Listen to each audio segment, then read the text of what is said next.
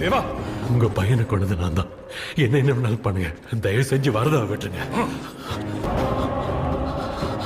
Sir, என்ன அடிங்க கொல்லுங்க, வரதாவை மட்டும் தொடாதீங்க. தேவா, சார், விஷ்ணு இந்த கையால தான் கொன்ன. என்ன கொல்லுங்க,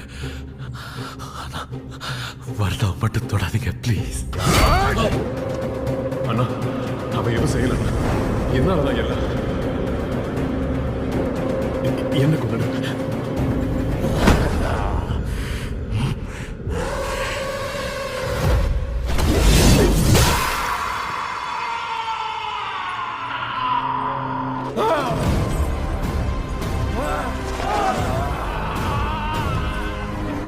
தொடக்கூடாதுன்னு சொன்னலடா, உன்னை யாரும் தொடக்கூடாது.